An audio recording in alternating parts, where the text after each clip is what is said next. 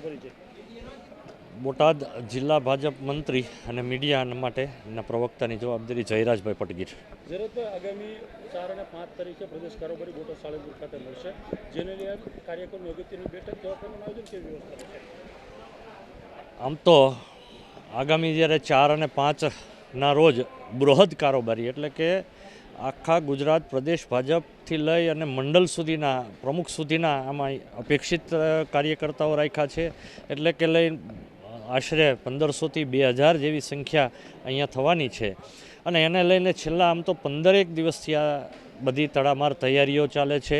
અને તૈયારીઓને લઈ અને આજે પ્રદેશમાંથી માનની રત્નાકરજી પણ આ મિટિંગ લેવા આવ્યા હતા. અને સાથે સાથે પ્રદેશ અને બોટાદ જિલ્લા ભાજપના સૌ આગેવાન કાર્યકર્તાઓ અને જુદા જુદા વિભાગની જે કંઈ સમિતિઓ બનાવી છે, કે માનો કે રસોડા વિભાગ છે, ઉતારા વિભાગ છે, ભોજન માટેની જે કંઈ વ્યવસ્થા છે, વાહનની પાર્કિંગની વ્યવસ્થા છે, એવા દરેક જુદી જુદી સમિતિ બનાવેલ છે. અને દરેક સમિતિના સભ્યોની આજે વિસ્તૃત રીતે મિટિંગ ગ્રુપમાં પણ લીધી છે અને અલગ અલગ રીતે મિટિંગ પણ લીધી છે, જેથી કરીને ખૂબ સારી વ્યવસ્થા જળવાય એ માટેના પ્રયત્ન ભારતીય જનતા પાર્ટી દ્વારા કરવામાં આવી રહ્યા છે.